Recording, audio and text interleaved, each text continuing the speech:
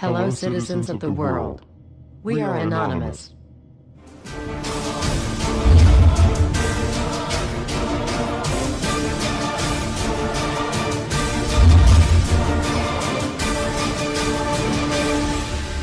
Guess what, world? We are back. Everywhere you look, corruption. We continue to fight pointless wars over lies, and we are killing innocents and letting our children die in wars just to ensure the Federal Reserve can continue their petrodollar scandal. We are sitting idly by while these crooks continue to loan fake money out to us at interest, stealing our homes, and enslaving our children. Let me make this extremely clear to all of you listening. Many corporations, especially the Federal Reserve, used the government to steal $17 trillion from your children. Your children did not have that money. They are now debt slaves. These people have stolen money from your children that are not even born yet, and sold their freedoms. They have enslaved you and many around the world. Wake up, world. And they did all of this by counterfeiting money and loaning it out at an interest. They have stolen hundreds of trillions from people around the world. Have you heard about Microsoft's Xbox manufacturers in China? They had to install suicide nets outside their buildings to ensure their employees don't jump out of the window to commit suicide. These are the conditions your children in the US will be working under when the debt is soon owed, and it will be owed. It is not a matter of if it will be owed, but it is just a matter of when. And it will happen as soon as the United States economy collapses, which will happen very, very soon. And if you think because you do not live in the United States this does not affect you, you are wrong. And you are next. The only way we can stop this is if we all unite together and fight it. People of the US are waking up to the Federal Reserve scandal, and the powers that be are currently afraid of retaliation. And that is precisely why they trying everything they can to disarm us. You know how the media has been saying gun violence has been out of control and at an all-time high. They are not simply twisting the truth here or exaggerating. They are absolutely bold-faced presenting lies to you. First off, realize, gun violence in the United States has always been shockingly low. And gun violence has dropped by 49% in the last 11 years. The already absurdly low gun violence in America has literally dropped in half. In half. The fact they are saying that it is at an all-time high perfect demonstrates how biased the government and the media is.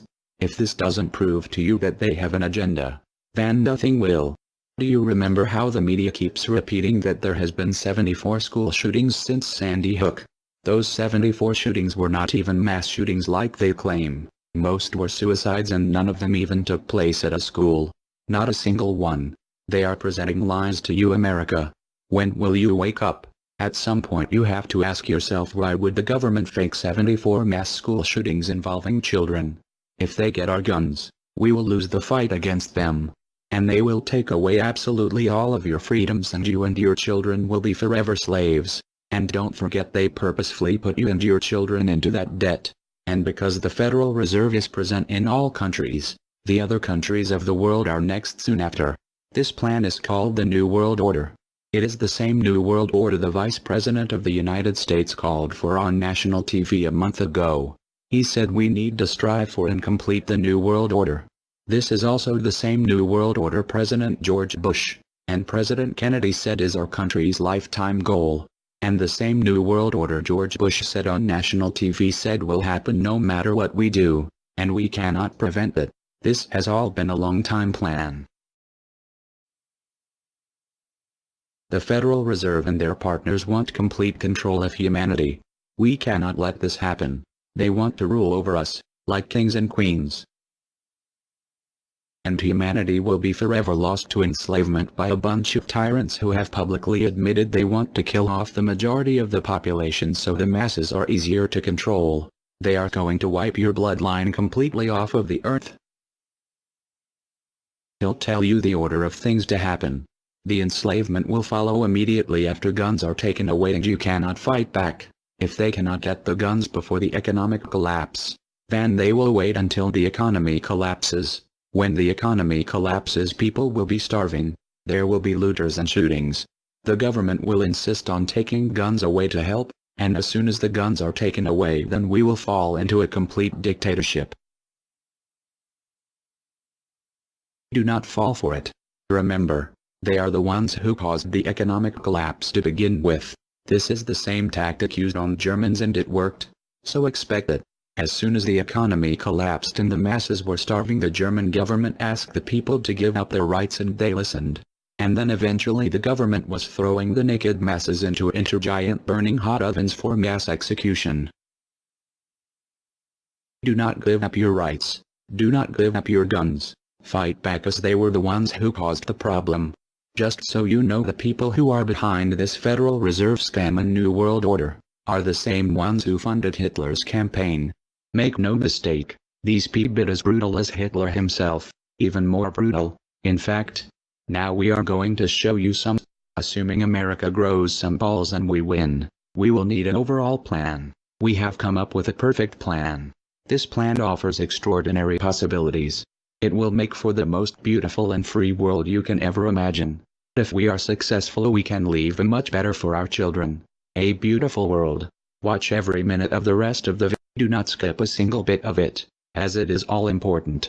If this one video gets out to and can change the world, this is your opportunity to make a difference. Please share this video. What you want with it, get paid for the views.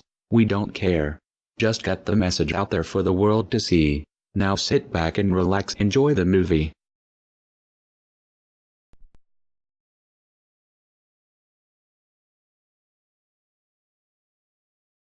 To you? Makes perfect sense. Okay. Anybody else want to throw anything out at us? Sir? I think you're an anarchist and you don't know it yet.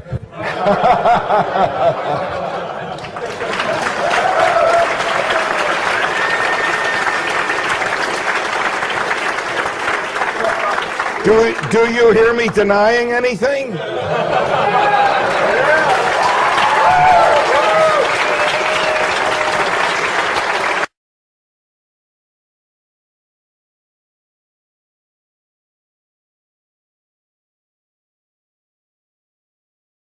Many people, when they hear the word anarchy, think of chaos and mayhem. So they assume that an anarchist must be in favor of disorder and violence. That is the complete opposite of the truth. Most objections and complaints about the anarchist or voluntarist philosophy are not actually about the philosophy itself, but result from people misunderstanding what the philosophy is all about. To illustrate a few points, we will use the example of two fictional islands. Authoritania, where there is a ruling class or government, and anarchia, where there is no ruling class of any kind. We will use these islands to examine several common misconceptions about anarchism. Lots of people think anarchy means every man for himself, or survival of the fittest, or the absence of any social cooperation or organization. They think that anarchy means everyone has to be self-sufficient. This comes from the false assumption that some kind of government is necessary for any organization to occur. Whether it's part of a republic, a democracy, a kingdom, or a dictatorship, a ruling class issues orders called laws and punishes anyone who disobeys them. That is not cooperation. That's domination. It's one group forcing its will on another. Authoritarianism can be used to force people into organized patterns, but that does not mean that people are incapable of organizing their activities without being forced. The most productive and useful examples of organization that we see today are anarchistic in nature. No one was forced to build the grocery store you go to. No one was forced to produce or sell anything in it. Everyone involved in the vastly complex operation of growing your food, transporting it, displaying it in the store, and selling it to you, everyone involved participates voluntarily, working in exchange for money. You and all the other store customers choose freely which store to go to and what to spend your money on. This purely voluntary arrangement allows for an amazingly complex degree of organized cooperation without anyone being coerced to participate. In contrast, under government, a very small group of people comes up with an idea and forces everyone else to participate in it and provide for its funding with tax dollars. In the authoritarian version of a supermarket, the ruling class would tell people what to produce and how much, what prices to charge, and they would tell customers what they must buy and what they must pay. Anyone who did not comply with the centralized master plan would be punished in some way.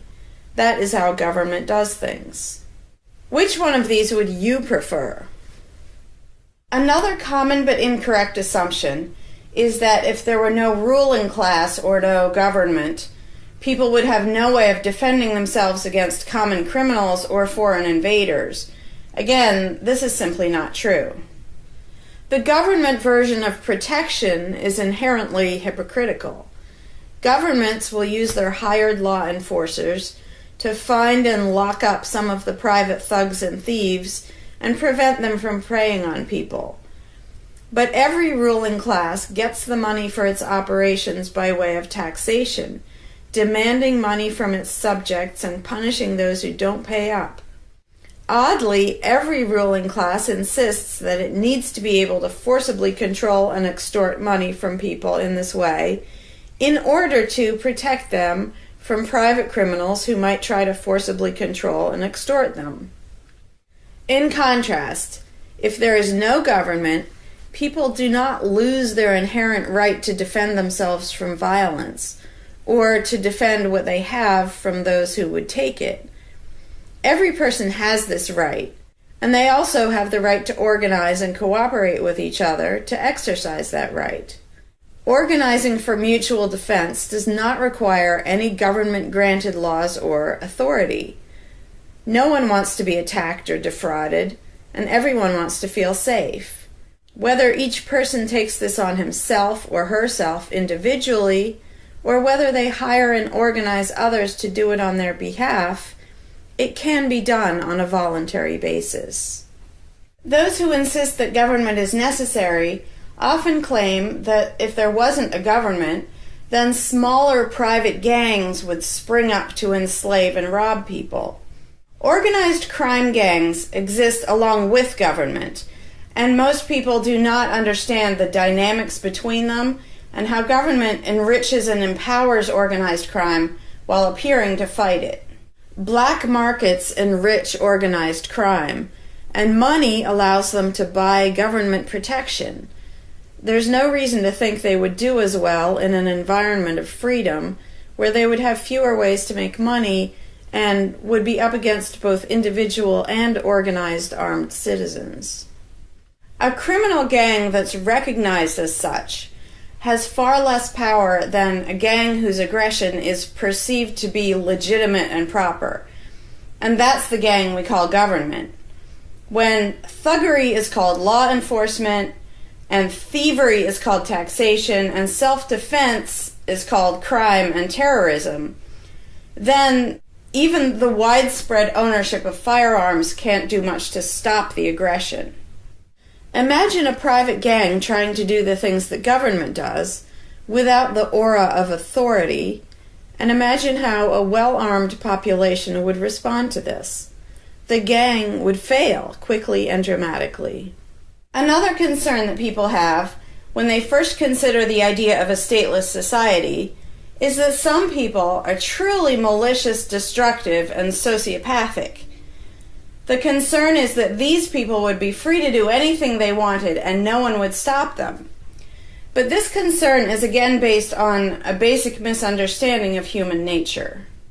Wherever we have a government ruling class, we still have freelance thieves and thugs who are not deterred by the laws of the politicians. In some instances, they're stopped by force by the police, or they decide not to commit a crime for fear of what the police might do to them. What makes this deterrence work is not the legislation or the official badges, but the simple threat of harm to the sociopath. It really makes no difference whether the threat comes from the police, or another citizen, or even another criminal. A sociopath doesn't care about laws or social rules. He cares about avoiding pain and hardship for himself. This is still true when a government ruling class is not involved at all. If the intended target of a would-be carjacker pulls out a gun, it doesn't make any difference to the carjacker whether that person has a badge or whether there's a law against taking people's cars. Discouraging nasty people from hurting others does not require special authority, only the ability to use defensive force. Ironically, though people hope that government will protect them, having a government, a gang which is believed to have the right to tax and control people, just creates one gang so big and powerful that normal people can't resist it. In short, to create a huge gang and then give it societal permission to control and extort people with the hope that this gang will prevent theft and thuggery is simply a self-contradictory idea, but that's what government always is. Some people might assume that if people organize for mutual protection and defense, then that's what government is. But there's an essential difference. People coming together to do something that everyone has the right to do, such as defend yourself, doesn't require any special authority. It's not government unless one group of people claims the right to do things which others do not have the right to do, such as taxing and controlling innocent people. Organized defense can be very effective without supposing the special right to rule over others. In other words, without being government. In contrast, governments rob the people they rule of far more wealth than private crooks could ever manage, making the idea of a protector government ridiculous. Another common objection to the idea of a stateless society is the notion that, if not for a group of lawmakers telling the rest of us how to behave, we would all behave like stupid, irresponsible, violent animals. This claim implies one of two things. Either we normal people have no idea what is right and wrong unless and until politicians tell us, or the only reason we want to do the right thing and coexist peacefully is because politicians told us to. A quick examination of your own motivations will show you that neither of those things is actually true. It's particularly odd to make this argument in a society where politicians are voted into power. If the people themselves have no moral code and no conscience, and are just stupid, violent animals, why does almost everyone want government to keep the peace and protect the innocent? Would a population of vicious, heartless, evil people try to elect good people to keep the evil people in line? Obviously not. The goodness and the desire for order and peace comes from us, not from the lawmakers we vote into office. The same holds true of everything that government does. If people are so short-sighted and selfish that they can't be trusted to voluntarily organize and raise money for whatever they deem important, then how can those same people be trusted to decide who should be in power? The implication is that the average person can't be trusted to run his own life, but can be trusted to choose someone to run other people's lives. Government is really not a civilizing influence. It's actually an uncivilizing influence. People who would never personally rob their neighbors constantly use the government to do it for them by way of taxation. People who would never dream of trying to control minute details of their neighbors' lives think it's just fine to vote for politicians to do it instead. Government gives everyone the opportunity and encouragement to rob and control other people without risk. So government, rather than serving as a check against the imperfections of our nature, instead drastically amplifies our greed, irresponsibility, and malice towards other human beings by giving us a legally acceptable and risk-free way to interfere with the lives and choices of our fellow men and women. Government brings out the criminal and busybody in everyone. In contrast, in the absence of a ruling class, people would lose their ability to ask lawmakers to interfere with their neighbors' lives. And we would not have law enforcers who could avoid responsibility for evil deeds by claiming that they were just following orders. Throughout history, far more theft, assault, oppression, and even murder has been committed by those acting on behalf of a supposed authority than by anybody else. Even basically good people, when they believe in government, will condone things or do things which they know would be wrong if they did them on their own. Most people know that theft and assault are bad, but they imagine that controlling their neighbors and forcing them to spend their money on things they don't want is perfectly moral and legitimate when it's done by way of the political process. Wrong becomes right when it's called taxation, legislation, regulation, and war. Anarchists know better. They know that human society will never be perfect, but it would be a whole lot better if evil deeds were committed only by genuinely nasty, sociopathic people, rather than being committed wholesale by basically good people who think that violent aggression is okay when it's called law enforcement. The fundamental principle of voluntarism is very simple. It's wrong to initiate violence against any other person, regardless of badges, laws, or alleged authority. The only time the use of force is justified is to defend against aggression. Almost everyone understands this on a personal level, but they've been taught that this basic rule of social living does not apply in the game of politics and government. Most people already know how to get along with others, and most people want a peaceful and just society. Our morality doesn't come from politicians making laws. Our ability to organize and cooperate doesn't come from the ruling class.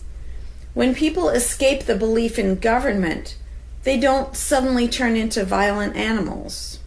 Our inherent right to defend ourselves and our ability to defend ourselves is not served by government. In fact, it's threatened by government more than by anything else. Ruling classes do not produce peaceful coexistence, but rather perpetual conflict and violence. Our belief in government authority takes our compassion, virtue, and good intentions and turns them into power for people who crave power and riches. Of course, the people who benefit most from the political racket will put a good spin on the system and do their best to convince people that it's a social necessity. But ask yourself this: have the thousands of laws, regulations, and taxes imposed on you by politicians made you a better person? Have they made you more productive or more caring?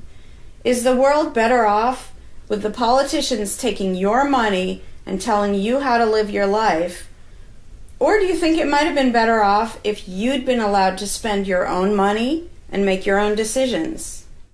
Is society really best served by a small class of people forcefully imposing a centralized master plan on everyone else? Can the orders and threats of a ruling class make the world what it should be? Or would society be better served by human freedom and respect for individual rights, by voluntary cooperation and peaceful organization? If this second option sounds better to you, maybe you should learn more about anarchism. Some people dismiss anarchism as a utopian idea that would only work if everyone were generous and compassionate. Obviously, everyone is not generous and compassionate all the time, but these people need to look at the other side of the coin. If people are too stupid, greedy, and malicious to be free, aren't they too stupid, greedy, and malicious to be trusted with power over others? Whether people are inherently good, bad, or some of each, giving a person power over others is not going to make that person better. In fact, power has historically been known to corrupt people and make them worse, whereas the discipline imposed by the equal freedom of everyone else brings out the best in human nature. Most people today think that we need some form of government because they mistakenly believe that obedience to authority makes us all more civilized, moral, and peaceful. In reality, it has always done exactly the opposite. Everyone knows that governments can be corrupt, abusive, inefficient, counterproductive, even tyrannical. But most people assume that the way to fix that is to get the right people into power. People have spent centuries trying to create a good society using different kinds of ruling classes, different legal structures, different ways of choosing the rulers, and so on. But every governmental construction has resulted in freedom and riches for some, and oppression, violence, and poverty for others. What if, instead of deciding what the throne should look like and who should sit on it, all people of goodwill embraced the non-aggression principle? What if, instead of looking to a ruling class to impose our values on society, we embraced the concept of self-ownership? These principles are simple and easy, to the point of being self-evident, but they're diametrically opposed to the authoritarian principles that most of us have been indoctrinated with. Anarchism does not mean chaos and violence, or every man for himself. Having no government does not mean having no morality, no organization, and no cooperation. Simply put, anarchism does mean that no one is your master and no one is your slave. And that's all it means.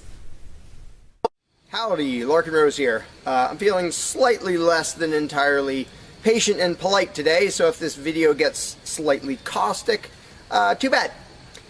This video is for all the people who are constantly saying, well, if not for government, we couldn't have roads, or we couldn't have police, or nobody would care for the poor, or we wouldn't be protected, whether it's from local thugs or from foreign invaders. We wouldn't have this, we wouldn't have that. So thank goodness we have government and taxes, because we wouldn't have any of those things.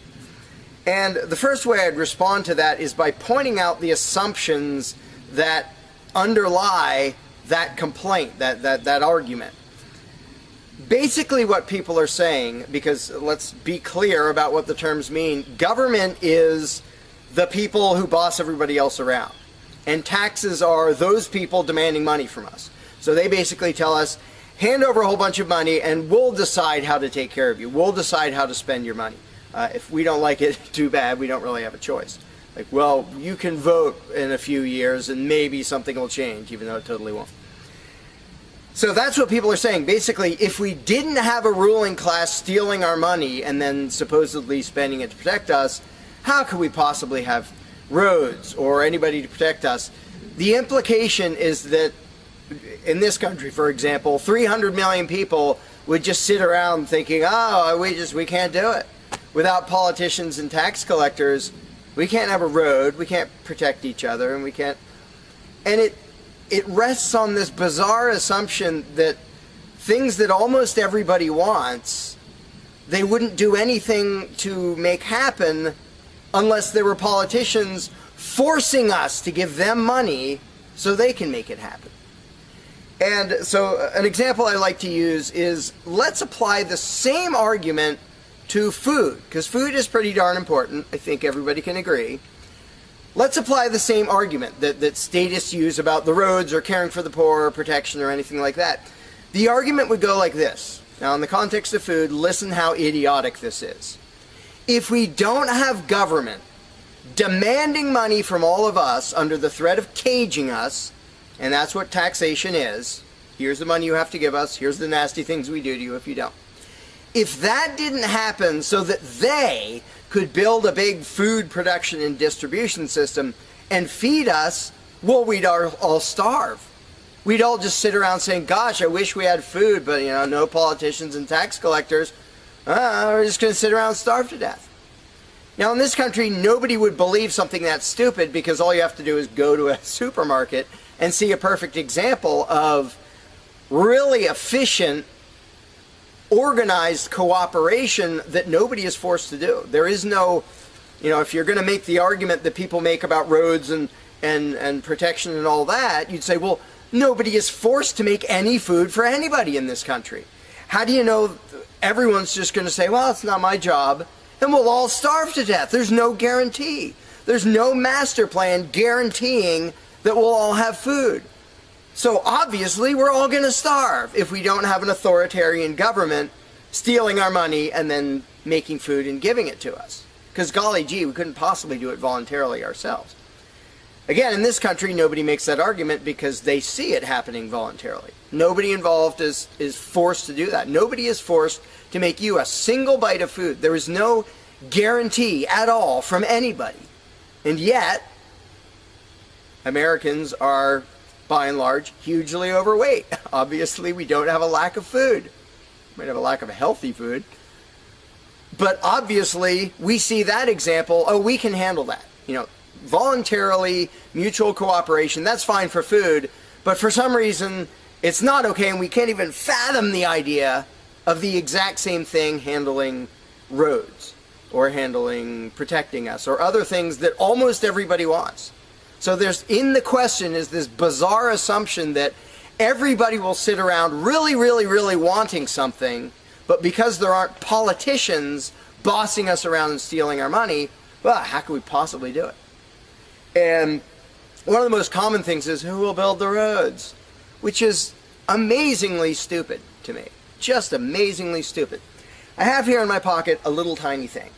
With this little tiny thing, I can be most places in this country and call people all over the world.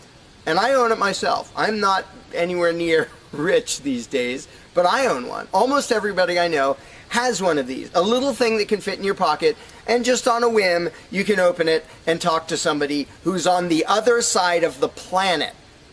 And there was no coercion, nobody forced anybody to make one of these. This is the result of voluntary cooperation. And that's it. Free trade.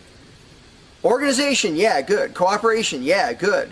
Coercion, which is what government is, and taxation, which is theft, didn't need that to do this. So what these people are telling me, oh, we wouldn't have roads if we didn't have government, is that somehow free individuals, relatively free, interacting voluntarily can make it so I can talk to almost anybody in the world on a little thing that fits in my pocket on a budget that is not a very good budget at the moment, but I still have one of these. That freedom, not authoritarianism, can supply me with this, but freedom cannot achieve a flat place.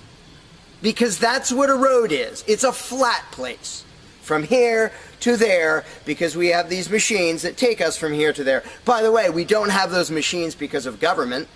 We have those machines because of free enterprise and voluntary interaction and cooperation. The idea that freedom can make a car but can't make a flat place is just idiotic. You really think we can't make a flat place? And so I ask people, and they say, well, who will build roads?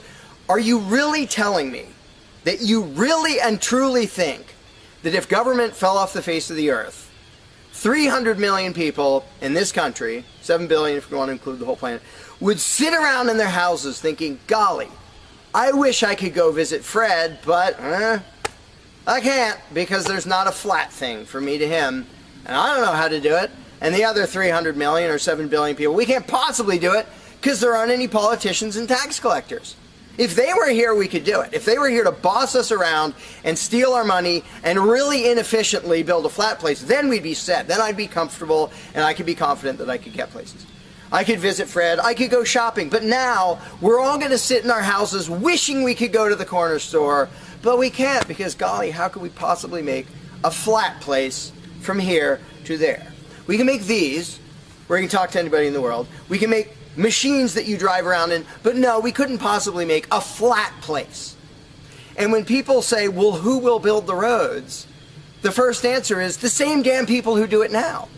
Politicians and tax collectors don't build the friggin' roads. Have you ever seen one out there? No, you haven't. They steal our money, waste most of it, do all their corrupt games, and then they pay other people. Here's an idea. How about if we pay those other people who actually build the stinking road? And the fact that that doesn't occur to people is a great indication of how well indoctrinated people are by the rulers who will perpetually tell us, you can't organize anything, you can't achieve anything, you can't do anything unless we are here to force it on you. And it's, again, there are a zillion examples, whether it's caring for the poor or protection or roads, obviously. where most of the population will say, I'm really concerned that poor people won't be taken care of, which means most of the population wants people in need to be taken care of. And if we didn't have politicians stealing our money, how would it happen? Here's an idea. Take some money out of your pocket and give it to one of the people that you think needs help. Why would you not comprehend that, but you would comprehend some guy 1,000 miles away passing a law to send an armed thug to take your money, to waste 90% of it, and then give a little bit to somebody who may just be defrauding the system or may actually need it? And the amount of indoctrination required to make people even ask these questions of how could we possibly do this without government? What do you think government adds to the equation? It doesn't add any resources. It doesn't create anything. Everything it gives away, it steals from us first, by way of taxation. It doesn't add any skills. It doesn't add any knowledge. The people who are here would still be here if the institution of government fell over. We have all the know-how, we have all the resources, all the technology. The only thing it adds is one group that's imagined to have the right to violently assault and control and extort everybody else. So what the question really means is, how could we have a road, or how could I help that poor, or how could that poor person be helped, or how would anybody protect us if there wasn't a gang of thugs with permission to violently control and rob us? And when you recognize that that is literally what the question means, you already see how utterly idiotic it is. And it's completely the result of authoritarian statist indoctrination. Nobody would come up with that on their own. And you obviously don't see that with the example of food or cars or cell phones or anything else. Nobody says, we won't be able to talk to each other unless there's a gang of thugs that's allowed to boss us around and steal our money. And just economically, how stupid you have to be to think that's a good idea. Here are your choices. Let's do this. I'll give you these two choices for how you will be fed from now on. Either you can go spend your own money wherever you want. You can go to the supermarket or the local this or the local grocery, whatever you want. You can go decide what you want, and they'll tell you the price. You decide what you're going to buy and how much. And you can go to different places and you can shop around and you can do all that. That's option number one. But let me warn you, option number one does not give any guarantee that you will be fed. There's no master plan forcing people to feed you. So, oh my gosh, you better be really scared of that option, despite the fact that you can do it day after day and it works really darn well and feeds pretty much not only this country, but with a massive surplus. So that's option number one that apparently statists are scared of. Option number two is politicians will take as much money of yours as they decide to take.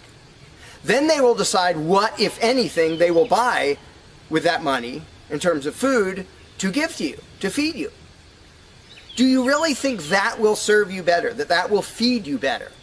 Yeah, I'm much more comfortable that I'll have I'll be fed, I'll be secure, everything will be okay. If a gang of thugs who doesn't really care about me steals my money and then decides what, if anything, to give me back from what they stole. But that is implied in the question, whatever you put in the blank, how are we going to have blank if not for government? What you're saying is, how can we, the people who really want roads and food and cell phones and protection and all the things that almost everybody wants, how can we possibly have that unless we give someone permission to steal our money and boss us around and then decide what they're going to give us? And the same thing applies no matter what you put in the blank. How will we possibly do blank without government? One of the silly ones is caring for the poor. How will we care for the poor?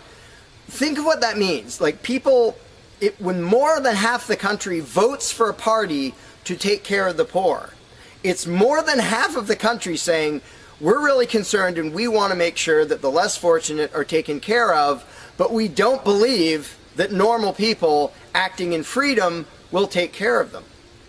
Well, if the people didn't care about the poor, they wouldn't win the election. By definition, if you vote for a welfare state, you're an idiot. Because either people are heartless bastards and you're going to lose, or people are compassionate and giving and you don't need to win. Just give them your stinking money. But people play the game, and that's the Democratic Party lives off of the idiotic notion that you're all so heartless that you should vote for us to steal your money to give to the poor. And half the country falls for it. Yeah, we're all so heartless that we voted you into office for the specific purpose of taking our money to help the less fortunate. That's just freaking brilliant. How about if half the country just gave their stinking money to the less fortunate? And then the less fortunate would all be rich, because it would be 1 trillion times more efficient than the government version of welfare ever is.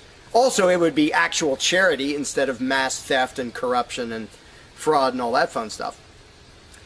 But what takes the cake, the ultimately insane thing, whatever you put in that gap, how can we have blank without a parasitic ruling class and a bunch of hired thieves? It's just a stupid question, but it's extra super stupid when what's in the blank is, how will we be protected? Who will protect us from thieves and robbers if we don't have government? It's the most idiotic question. It's also the most frequent question from statists. So here's what the question literally means. If we don't give a certain gang of people permission to violently control us and take our money under threat of putting us in a cage, who will protect us from people who might commit aggression against us and take our money? Wanting government for that is exactly as brilliant as saying, we have to have a carjacker in our town, otherwise somebody might steal our cars. Government is an appointed thief. If you don't think taxation is theft, first of all, you're a really well-trained slave. Second of all, try not paying, see what happens. See if they say, oh, it's quite all right. Or if they say, no, you're going to pay, or we're going to take your stuff, or eventually we'll put you in a cage. And when people say, that's not theft, because we get something back. Learn to think. And I use this example all the time, and all I ever get is stupid looks from statists in response. If I robbed you at gunpoint of $100, and the next day I gave you a sandwich, and you said, what? I said, hey, now everything's fine, because you benefited. I gave you a service. I gave you lunch, so that retroactively makes it okay that I robbed you at gunpoint. Would you buy that argument? No, you'd say, that doesn't make it okay. Okay, you gave me a sandwich. And yet every statist makes the exact same argument when it comes to government. Well, we get some stuff for it after they demand our money under threat of violence and putting us in a cage. Then we get services or goods. And we don't get what we asked for, and we get lots of things we didn't ask for. But we kind of get something, and that retroactively makes it okay for them to say, give us this much of every paycheck you make, or we're sending men with guns to take your property. And the slaves justify their own enslavement. I'm proud to pay my taxes.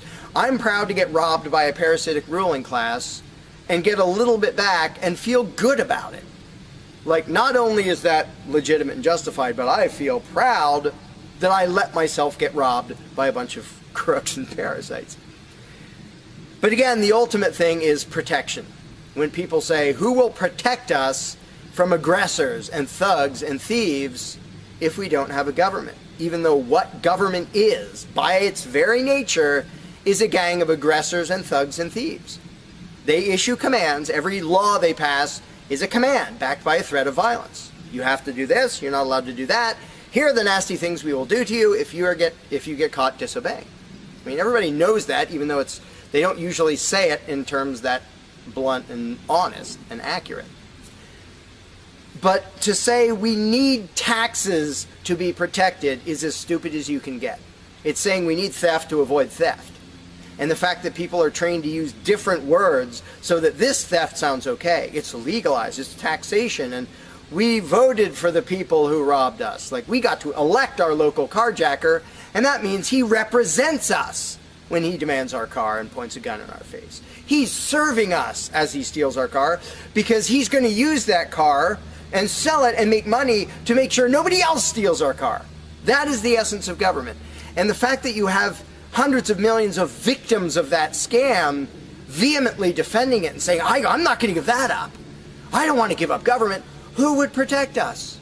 I don't want to give up the biggest aggressor on the planet, the biggest thief on the planet. Look at your tax bill and see how much private crooks steal from you. So before you ask that question, before you ask, how could we possibly have roads or protection or water or air or Christmas or Santa Claus or any of the zillion things that statists imagine we can't possibly have without a ruling class. Think about what the question actually means. Because when you get to the point where you understand the implications of your own question, asking, how can we possibly have this without a parasitic gang of thugs robbing us? When you actually understand what you're really asking, you won't ask the question because you will realize it's completely freaking idiotic.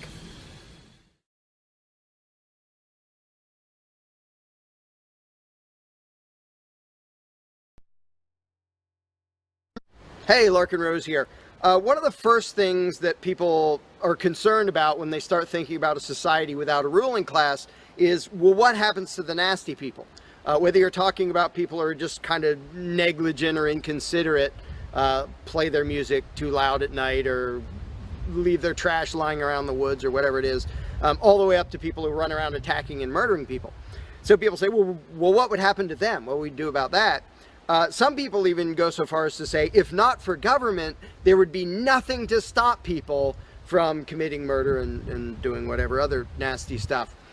And it's funny because when somebody says that, there would be no consequences, they could do whatever they wanted and nobody would stop them, the person saying that is implying that he isn't going to do anything. If there's someone running around attacking and murdering innocent people, the guy who said nothing will happen to them, obviously he's not going to do anything or something would happen to them. But not only is he demonstrating his own cowardice when he said there would be nothing to stop murderers, he's also projecting his own immaturity and irresponsibility onto the rest of the world, because he's also saying the other 7 billion people wouldn't do anything about it, which obviously isn't true.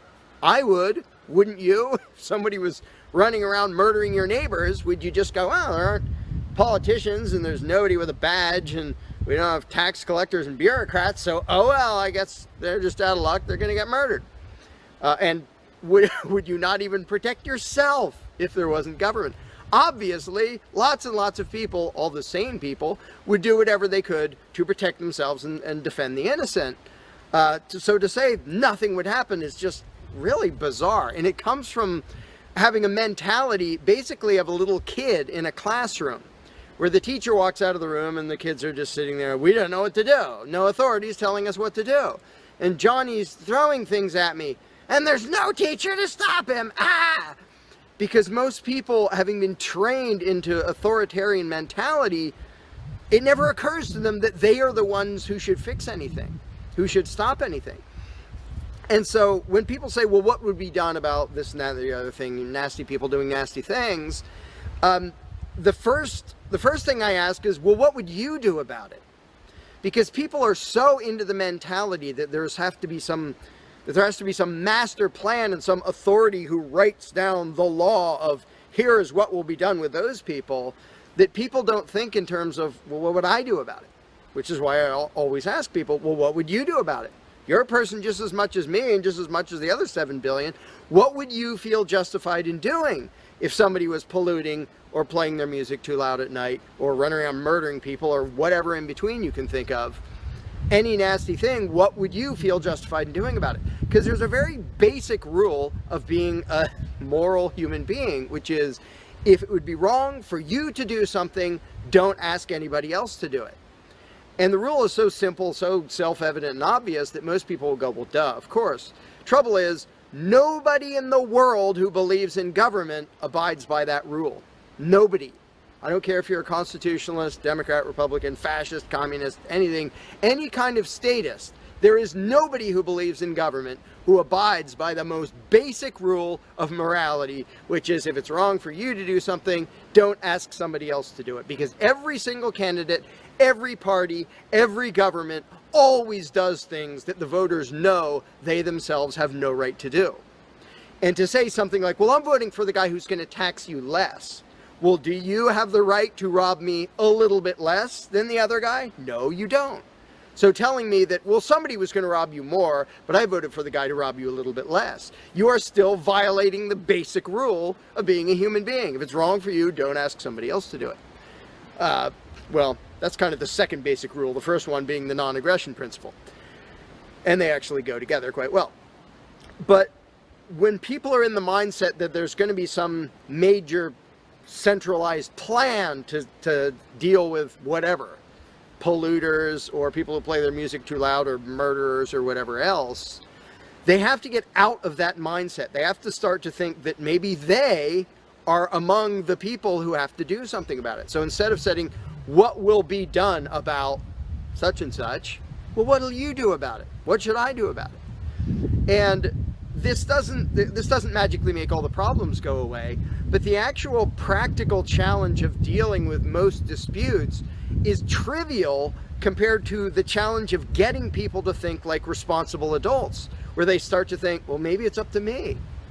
And a while back I did little events called Escaping the Myth, and one of the little mental exercises I did with these little groups of people is, imagine we're on an island and we're it. There's no government, there's no authority, there's nobody with a badge, and one of us is running around stealing stuff from other people. He's not killing anybody, but he's stealing stuff.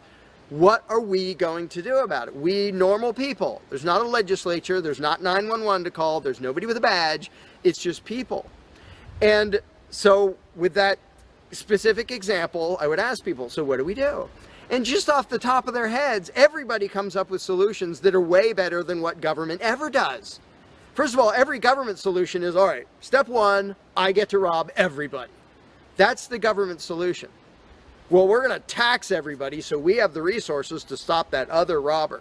Well, in the island scenario, nobody is stupid enough or insane enough to start with that, to say, well, let's see, so somebody's stealing our stuff. Okay, first, I get to rob all of you so that I have the resources to protect you from him. Nobody is that insane. Everybody is insane enough to believe that who believes in government. And I did for many years. I was stupid enough to actually think that it was rational and moral to advocate mass extortion in order to protect people. And that's just stupid. So I just believed something insanely stupid for a very long time.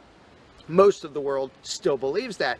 But in a setting where people are put on the spot and they're responsible for what happens, they don't do that. They don't say, well, I get to boss everybody around and take their money. Nobody does that. So to me, the challenge is not even coming up with specific solutions to every imaginable dispute or problem, which I don't pretend to know how everything's going to turn out.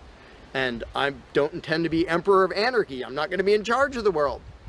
But getting people to the mindset where it's up to them, where there's just people, we're it. No legislatures, no people with badges, no authority, we're just people. Suddenly people are way better at solving problems and making things work. One good example is when there's a disaster. Unfortunately, sometimes it takes a horrendous event to bring out the best in people. And it brings out the worst in some people too. But when people say, whoa, my neighbor's house is floating away, I'm not going to wait for FEMA. I'm not going to dial 911. I'm going to jump in a boat and go save him. Because suddenly it's on me. Suddenly I'm the one who has to do something. And when it occurs to people that they're the ones who have to do something, and unfortunately, usually that only happens in a complete disaster area. When it occurs to people and they suddenly take on the responsibility and start to think like adults, their solutions are generally a lot better than any government solutions and ever are. But to get to that mentality, people have to shift from the authoritarian mindset to the mindset of a self-owning individual who realizes there is nothing above me. There is no magic unicorn who's going to come to save the day, who's going to come save me from polluters or somebody playing their music too loud or murderers or whatever it is. It's just us. And if we realize that, then first of all, people would stop asking me, well, without a government, how would this be handled? As if I'm going to be in charge. I don't freaking know. What would you do about it? I can tell you what I would do about it. I could tell you what I might suggest, what I might predict, but who cares? I'm one of 7 billion people. I'm not going to be in charge any more than you are. So it's really a mental exercise that people have to think over in their own heads with their own moral codes instead of waiting for some outside answer. And it's why I don't usually get into those discussions of, well, here's my plan for how to deal with this and that and the other thing, because my plan doesn't matter. My plan will not be the best plan for any problem you can come up with. There will be a million people with better plans than whatever I could come up with. So don't ask me to describe how you are going to fix problems. I don't freaking know. And you can see the mind shift in people when they grasp that they own themselves and they suddenly realize, oh, okay, well, yeah, there are things we can do to settle disputes, to protect ourselves from attackers, to do this or that or the other thing. But the first step is just grow up. Stop thinking it's somebody else's business to make the world work. Well, how will the poor be cared for? I don't know. What are you going to do? Well, how will we be protected from this? I don't know. What are you going to do about it? And it is inconvenient. It's inconvenient to be a free person where you can't just be a kid in a classroom whining to the teacher to save the day and fix everything and make everything work, where you actually have to be a responsible adult. And that's one of the main reasons why people like the belief in authority, because then they can live with the lie that all they have to do is obey and do as they're told and everything will be okay. First of all, no, it won't be okay. Second of all, you're not even being a human being. You just threw your free will out the window and became somebody's slave in the hopes that that would help humanity. It doesn't help humanity for you to be a slave. It doesn't help humanity for everybody else to be a slave. It does help humanity for you to start thinking as an adult, responsible human being who owns himself and who accepts that it is your responsibility to figure out how to make the world work.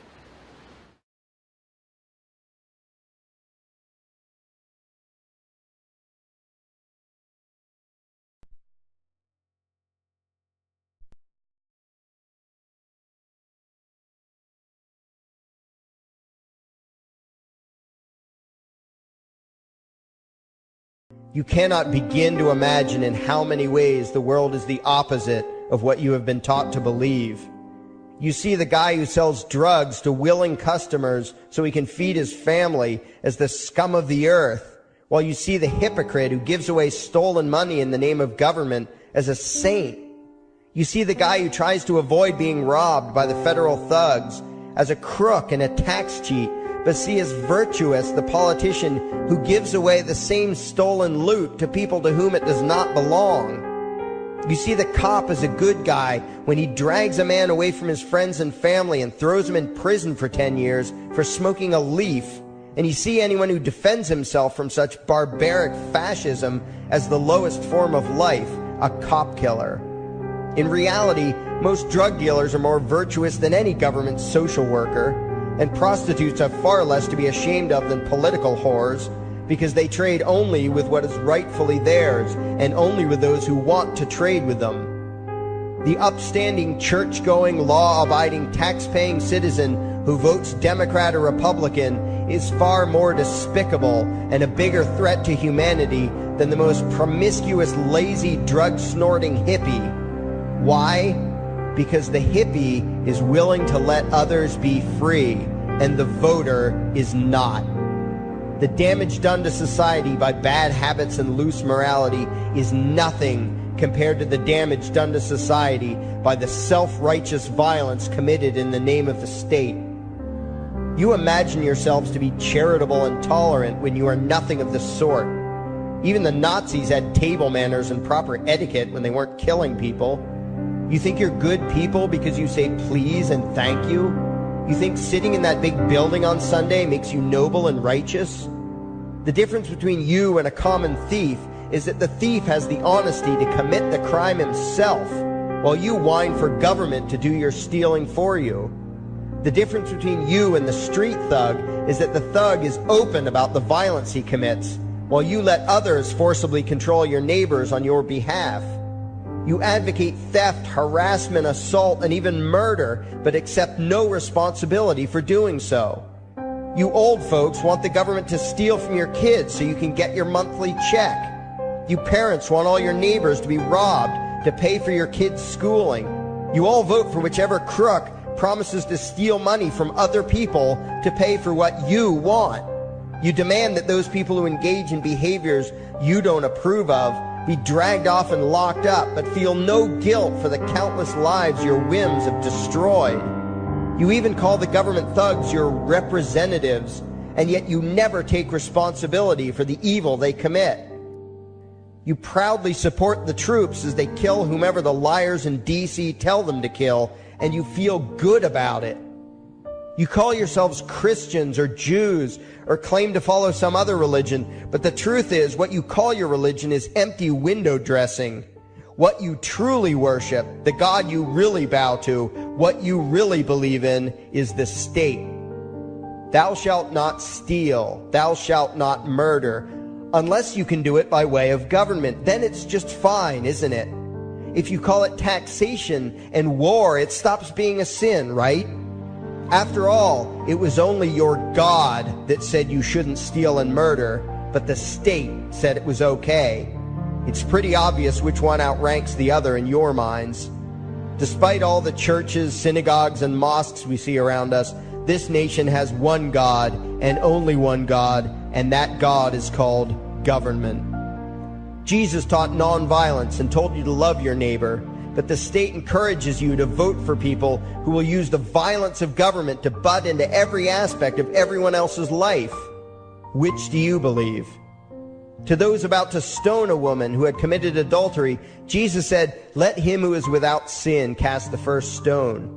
But the state says it's perfectly fine to lock someone up if they do something you find distasteful, such as prostitution. Which do you believe? The Christian God says, "Thou shalt not covet," but coveting is the lifeblood of the beast that is the state. You are taught to resent, despise, and hate anyone who has anything you don't have. You clamor for the state to tear other people down, steal their property, and give it to you. And you call that fairness. The Bible calls it coveting and stealing. You are not Christians. You are not Jews. You are not Muslims. And you certainly aren't atheists. You all have the same God, and its name is government. You're all members of the most evil, insane, destructive cult in history. If there ever was a devil, the state is it, and you worship it with all your heart and soul. You pray to it to solve every problem, to satisfy all your needs, to smite your enemies, and to shower its blessings upon you. You worship what Nietzsche called the coldest of all cold monsters, and you hate those of us who don't. To you, the greatest sin is disobeying your God, breaking the law, you call it, as if anyone could possibly have any moral obligation to obey the arbitrary commands and demands of the corrupt, lying, delusional megalomaniacs who infest this despicable town. Even your ministers, priests, and rabbis, more often than not, are traitors to their own religions, teaching that the commands of human authority should supersede adherence to the laws of the gods they say they believe in. Several years ago, I heard one pompous evangelical jackass in particular pontificating on the radio that anyone who disobeys the civil authority, be it a king or any other government, is engaging in rebellion against God. Those were the exact words he used. What if the government is doing something wrong? Well, this salesman for Satan opined, that is the business of those in government, and you are still obligated to obey. Everywhere you turn, be it the state or the church, the media or the schools, you are taught one thing above all else, the virtue of subjugating yourselves to mortals who claim to have the right to rule you.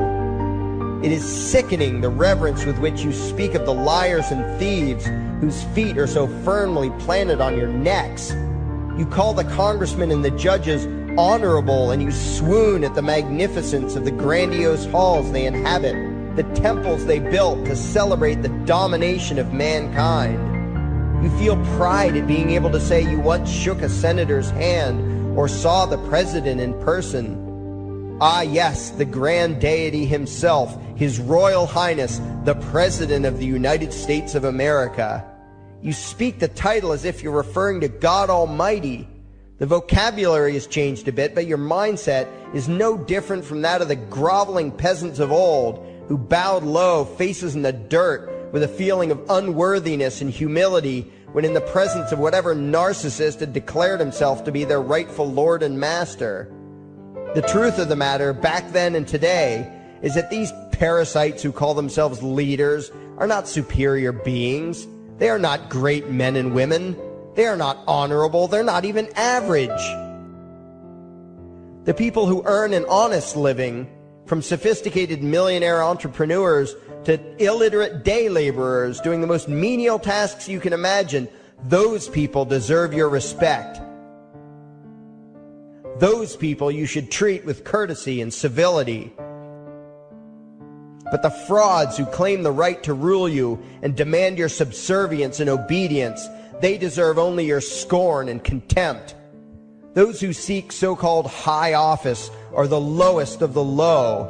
They may dress better, have larger vocabularies, and do a better job of planning out and executing their schemes, but they are no better than pickpockets, muggers, and carjackers. In fact, they are worse, because they don't want to rob you of just your possessions. They want to rob you of your very humanity, deprive you of your free will, by slowly leeching away your ability to think, to judge, to act, reducing you to slaves in both body and mind. And still you persist in calling them leaders. Leaders? Where is it that you think you're going exactly that would require you to have a leader?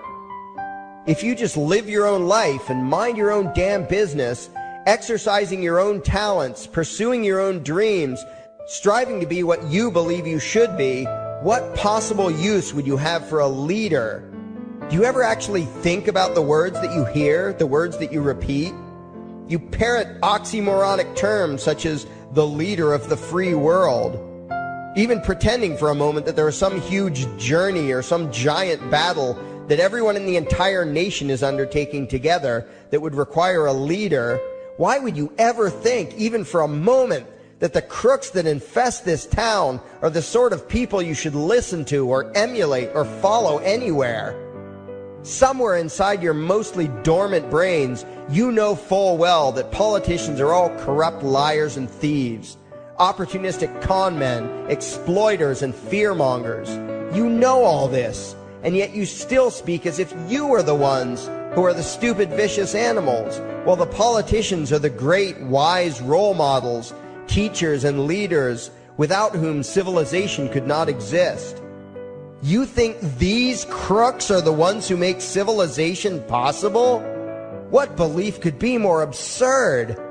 Yet when they do their pseudo-religious rituals, deciding how to control you this week, you still call it law, and continue to treat their arbitrary demands as if they were moral decrees from the gods that no decent person would ever consider disobeying.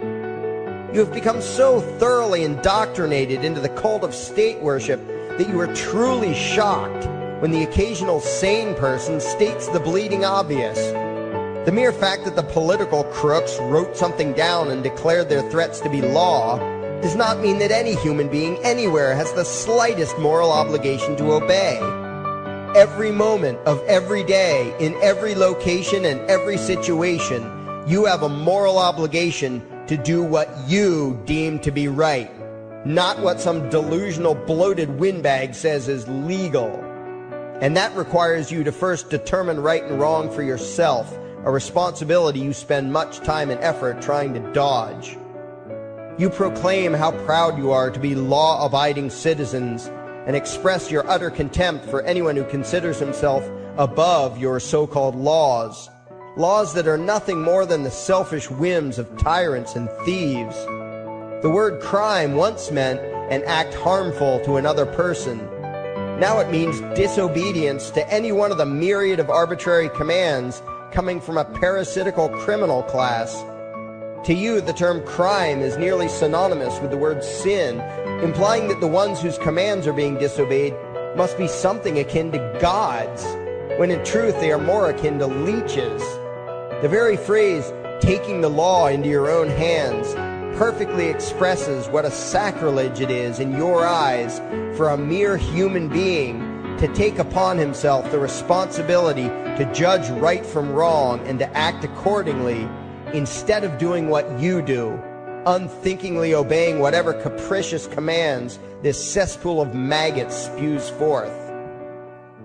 You glorify this criminal class as lawmakers and believe that no one is lower than a lawbreaker, someone who would dare disobey the politicians. Likewise, you speak with pious reverence of law enforcers, those who forcibly impose the politicians' every whim upon the rest of us. When the state uses violence, you imagine it to be inherently righteous and just, and if anyone resists, they are, in your eyes, contemptible lowlifes, lawless terrorist criminals. Like the lawless terrorist criminals who helped slaves escape the plantations. Like the lawless terrorist criminals who helped Jews escape the killing machine of the Third Reich. Like the lawless terrorist criminals who were crushed to death under the tanks of the Red Chinese government in Tiananmen Square. Like all the lawless terrorist criminals in history who had the courage to disobey the never-ending stream of tyrants and oppressors who have called their violence authority and law. And that includes the lawless terrorist criminals who founded this country. Everything you think you know is upside down, backwards, and inside out.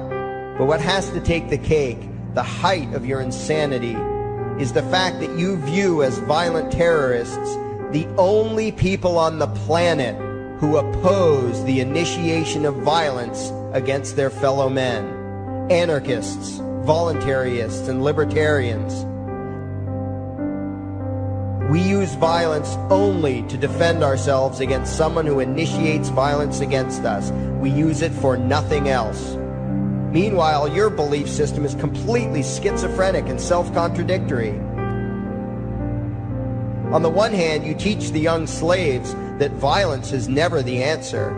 Yet out of the other side of your mouths, you advocate that everyone and everything, everywhere and at all times be controlled, monitored, taxed, and regulated through the force of government. In short, you are teaching your children that the masters may use violence whenever they please, but the slave should never resist. You indoctrinate your children into a life of unthinking, helpless subservience. You are putting the chains around their little necks and fastening the locks tight. And worst of all, you feel good about it. Out of one side of your mouths, you condemn the evils of fascism and socialism and lament the injustices of the regimes of Hitler, Stalin, and Mao. While out of the other side of your mouths, you preach exactly what they did. The worship of the collective, the subjugation of every individual to that evil insanity that wears the deceptive label, the common good. You babble on and on about diversity and open-mindedness, and then beg your masters to regulate and control every aspect of everyone's lives, creating a giant herd of unthinking conformist drones. You wear different clothes and have different hairstyles, and you think that makes you different. Yet all your minds are enslaved to the same club of masters and controllers. You think what they tell you to think and do what they tell you to do while imagining yourselves to be progressive, thinking, and enlightened. From your position of relative comfort and safety, you now condemn the evils of other lands and other times while turning a blind eye to the injustices happening right in front of you. You tell yourself that had you lived in those other places, in those other times, you would have been among those who stood up against oppression and defended the downtrodden. But that is a lie. You would have been right there with the rest of the flock of well-trained sheep, loudly demanding that the slaves be beaten, that the witches be burned, that the nonconformists and rebels be destroyed. How do I know this? Because that is exactly what you are doing today. Today's injustices and oppressions are fashionable and popular, and those who resist them, you tell yourselves, are just malcontents and freaks, people whose rights don't matter, people who deserve to be crushed under the boot of authority. Isn't that right? You bunch of spineless, unthinking hypocrites, look in the mirror. Take a good look at what you imagine to be righteous and kind. You are the devil's plaything. The crowds of thousands wildly applauding the speeches of Adolf Hitler, that was you. The mob demanding that Jesus Christ be nailed to the cross, that was you. The white invaders who celebrated the wholesale slaughter of those godless redskins, that was you. The throngs filling the Colosseum, applauding as the Christians were fed to the lions, that was you. Throughout history, the perpetual suffering and injustice occurring on an incomprehensible scale, it was all because of people just like you. The well-trained, thoroughly indoctrinated conformists, the people who do as they're told, who proudly bow to their masters, who follow the crowd, believing what everyone else believes and thinking whatever authority tells them to think. That is you. And your ignorance is not because the truth is not available to you. There have been radicals preaching it for thousands of years. No, you are ignorant because you shun the truth with all your heart and soul.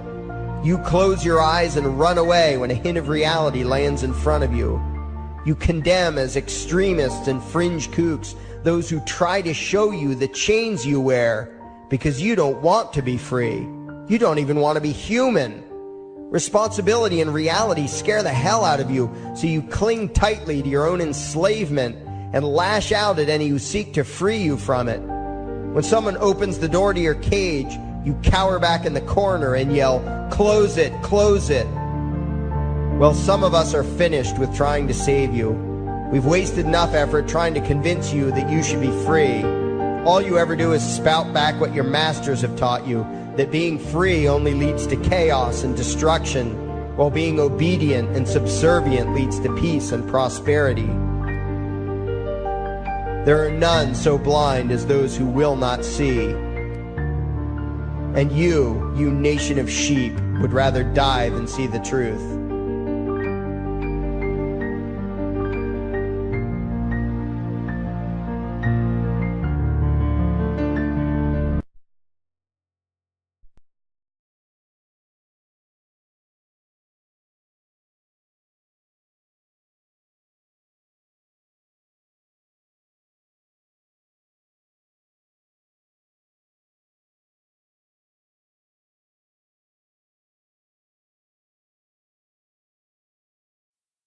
There is something I need you to do. Favorite, like and share this video. Now that you have done that, go to your browser add-ons, download YouTube Video Downloader, come back to this video and save the video to your computer and upload it your YouTube channel.